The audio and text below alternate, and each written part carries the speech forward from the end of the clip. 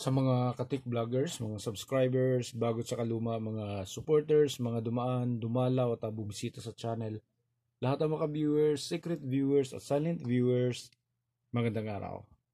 So, meron tayo ditong audio video receiver na BMB. So, pangatlong beses na itong dinala dito. Nung unang beses na dinala to, ang problema ay matagal siya mag-on yung kanyang relay doon sa kanyang speaker protect.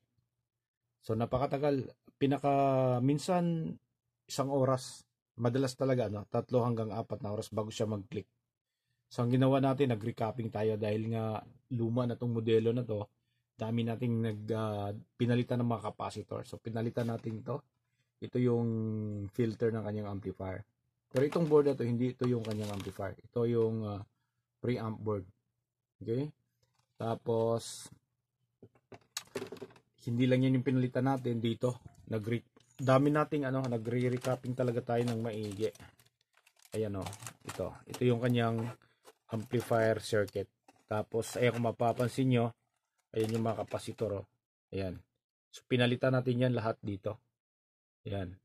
Tapos, halos lahat ng mga filter capacitor, pati dito, itong board na to, nagpapalit tayo dito, pati dito ito. Okay? So kung titingnan niyo ng maigi napakalaki ng kaibahan sa mga bagong integrated amplifier ngayon saka yung integrated amplifier noon. So ito yung sa ilalim, itong preamp board niya, ayan. Ito yung dito sa ilalim, pinakailalim siya. Dito siya nakalagay. Tapos ito yung pangalawang board. Okay? Pangalawa. Tapos pangatlo, ito. Pang-apat, ito. Nakapatong siya. Nakaganyan. Yan o. Tapos dito yung kanyang tone control board. Tapos yung logic switches niya. Kasi merong pwede mong mababago yung niya. Yung pitch niya. Pwede mong bilisan. Yung tunog. Mabilis, mabagal, ganun. Tapos ito, yung kanyang input dito. Ayan. So yung yung pangalawang problema nito nung dinala to dito, nung anong buwan ba yun, siguro mga 3 months ago, 4 months. Yung kabilang channel ng amplifier ayaw tumunog. So ang problema nito, nag-change value yung nag-change value yung itong trimmer na to, nag-change value. So ginawa natin, chinik muna natin, pinihit lang natin yan kasi masyadong halos wala nang lumabas na bias voltage dun sa kanyang output. Kaya pinihit lang natin yan, in-adjust. So nadala, nagkaroon ng voltahe at nagnormal na siya.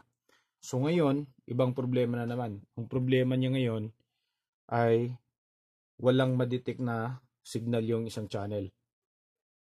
So yung na-check na natin to, nag-feed tayo ng signal dito. Ayan.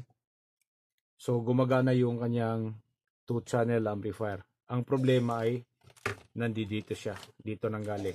Para sa mga hindi nakakaalam ibang klase itong BMB na to. Marami itong input pero wala siyang selector. Hindi katulad ng mga ibang mga digital integrated amplifier or manual na kung mag-feed ka sa CD input, kailangan ipihit mo. Pihit mo kung naka-manual. Kapag naka-digital naman, kailangan pindutin mo yung button para mapunta doon sa CD. Paglipat ka naman sa auxiliary, pindutin or pihitin mo na naman. So dito hindi. Kakaiba to. Okay? Lumang-luma to, pero gumagamit siya ng mga logic switches. Ayan, so ito yung switches niya. Ito yung mga logic ICs niya. Itong dalawa na to. So kapag nag-feed ka dito sa sa CD niya, pag saksak mo ng RC input dito at meron siyang na-detect na signal na pumapasok, kusang lumilipat yan doon sa input niya. Halimbawa, ito CD input, Laserdisc input.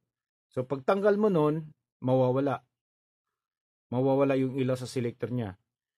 Okay, sa indicator. Tapos pag saksak mo dito sa kanyang LD, iilaw naman yung Laserdisc indicator. Pero kapag nagsaksak ka lang dito at walang signal na pumapasok, hindi mo makikita kung nasaan siya. Okay? So, ganun yun. Wala kang pipihitin, wala kang pipindutin. Automatic yan. Kung saan ka magsasaksak, halimbawa dito, kung magsasaksak ka dito sa kanyang auxiliary, kusang lilipat yan sa auxiliary. Yan. Ganito yung klase na board na to. So, ito ngayon yung ito troubleshoot natin. Okay? So, para sa mga technician, mga bagong electronics technician, so ayan, makikukumpara natin yung kaibahan ng mga tawag nito ng mga integrated amplifier noon tsaka ngayon. So hindi pa pala yan to, meron pa tayong ito dahil nga ayan, medyo nung una kinalawang. So ayan kinuskus natin yung kanyang pattern. Okay? Tapos hinihining na natin para hindi na siya talaga kakapitan pa ng kalawang. Yan, yun yung isa sa mga unang time na dinala to rito. Kasama to ng mga nagre-recapping tayo. Yan, tingnan nyo ng maigi para naman sa mga ka-viewers natin, mga subscribers, na merong mga audio video receivers, integrated amplifiers na mga vintage, mga classic na medyo inaayawan na ng ibang technicians, so tumatanggap po tayo. Ayan, so kung gusto nyo magpaayos, gusto nyo isend sa atin, ipadala, okay, mag-comments down below na lang at tuturo na lang natin kung paano yung gagawin. Ayan, so tingnan nyo ng maigi, so kapag gusto mong magiging isang electronics technician, kailangan i-prepare mo yung sarili mo sa mga ganitong trabaho, hindi yung mamimili ka ng mga gagawin mo. Kung pipiliin mo lang yung napakasimpleng trabaho. Okay? So kapag may dumating sa iyo ng mga kahit na ganito, so syempre obligasyon mo yan bilang isang electronics technician. Okay, so hanggang dito na lang siguro tayo, So maraming salamat. God bless at bye-bye.